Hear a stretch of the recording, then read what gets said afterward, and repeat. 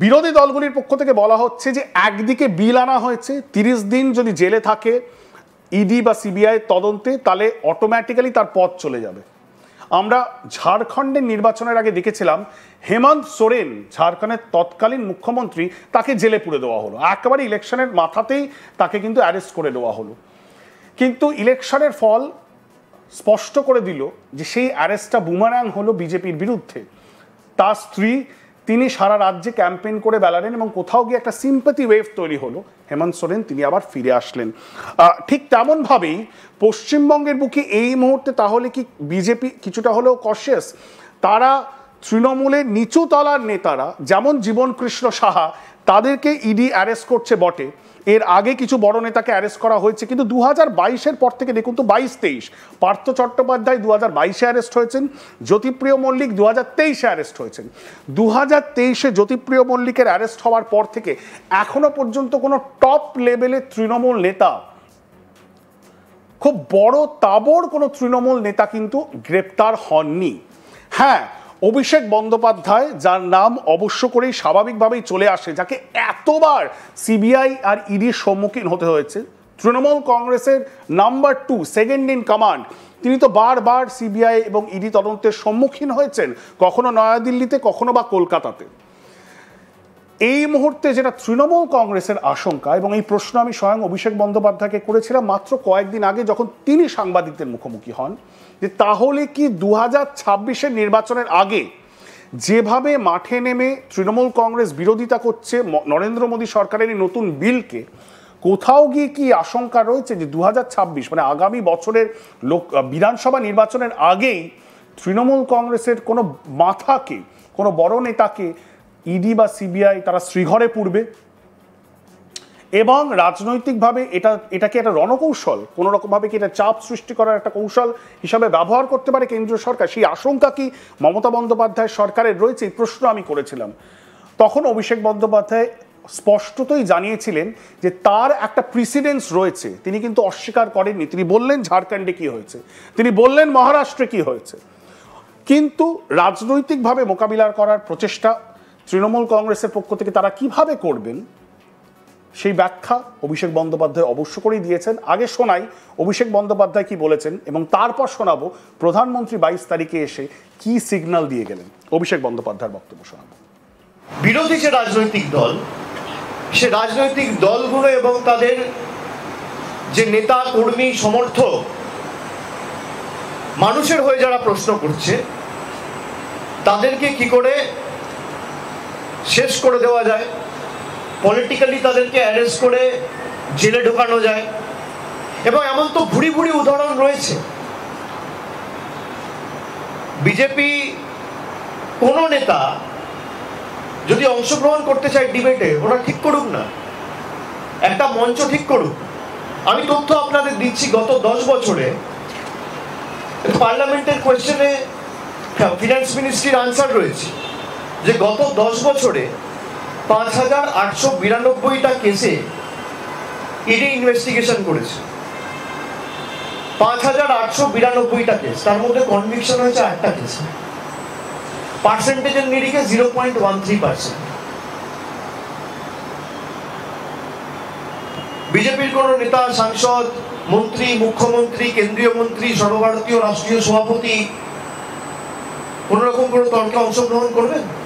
পার্লামেন্টের written answer, কেন্দ্রীয় সংস্থার পরিসংখ্যান, কেন্দ্রীয় সরকারের পরিসংখ্যান, আমার নয়। 5892টা কেসের মধ্যে 8টা কেসে কনভিকশন হয়েছে, মানে 99.9% কেস পলিটিক্যালি মোটিভেটেড। এই প্রশ্ন থেকেই যায়, 99% কেস ইডি সিবিআই, সেটা কি রাজনৈতিকভাবে মোটিভেটেড? সত্যি কি তাই? পরিসংখ্যান দিয়ে অভিষেক বন্দ্যোপাধ্যায় জানাচ্ছেন, এটা সরকারের পরিসংখ্যান, তিনি কোট করেছেন যে 5892টি কেসের মধ্যে মাত্র 8টি কেসে কনভিকশন হয়েছে।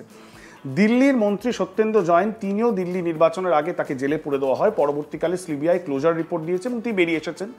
আজ অবশ্য স্বরাষ্ট্রমন্ত্রী অমিত শাহ তিনি একটি ইন্টারভিউ দিয়েছেন এএনআইকে এবং তিনি বলেছেন যেই কেসটিতে তাকে ক্লোজার রিপোর্ট দেওয়া হয়েছে সেটি একটি কেস, অন্য একটি ভিন্ন কেসে কিন্তু তার বিরুদ্ধে চার্জশিটও রয়েছে। কিন্তু প্রশ্ন থেকেই যায় যে সত্যি যে তৎপরতা, যে গতি বিভিন্ন সময়, ইনফ্যাক্ট হাইকোর্টের হিয়ারিংও আমরা দেখেছি, কলকাতা হাইকোর্টের হিয়ারিংয়ে বিভিন্ন সময় এজলাসে হাইকোর্ট কিন্তু যথেষ্ট ভর্ৎসনা করেছে কেন্দ্রীয় এজেন্সিগুলিকে, তদন্ত এজেন্সিগুলিকে, যে তাদের কি ম্যান পাওয়ার রয়েছে, তারা কি সঠিকভাবে সেই তদন্তগুলোকে এগিয়ে নিয়ে যেতে পারছে, নাকি পুরো বিষয়টা একটা স্লথ গতিতে চড়ছে এবং যখন যেভাবে সুইচ অন করা হচ্ছে রাজনৈতিক দৃষ্টিভঙ্গিতে তখন তাদের তৎপরতা বেড়ে যাচ্ছে। পুরো বিষয়টাই কি একটা দেখানোর বিষয়, একটা বলা যেতে পারে একটা মিরাজ, নাকি সত্যি এই কেসগুলির একটা তদন্ত প্রক্রিয়াকে একটা কনক্লুশনে নিয়ে যাওয়ার প্রচেষ্টাই কেন্দ্রীয় তদন্তকারী এজেন্সিগুলি করছে।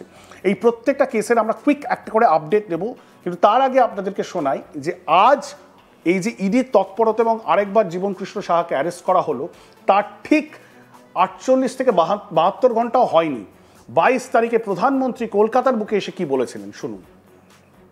तो उसकी जिंदगी तबाह करने के कानून है, लेकिन कोई मुख्यमंत्री, कोई मंत्री, प्रधानमंत्री अगर जेल चला जाए तो उसके लिए कोई कानून नहीं है। और हालत तो देखिए, आजकल ये लोग इतने गिरे हैं कि जेल से भी सरकार चलाने की कोशिश कर रहे हैं। पश्चिम बंगाल ने ये साक्षात देखा है, बार बार कई बार अनुभव किया है। टीएमसी के एक मंत्री टीचर्स घोटाले में आज तक जेल में है। शिक्षक भर्ती का गंभीर घोटाला, घर से नोटों का पहाड़ मिला, लेकिन तब भी वो मंत्री कुर्सी छोड़ने को तैयार नहीं थे।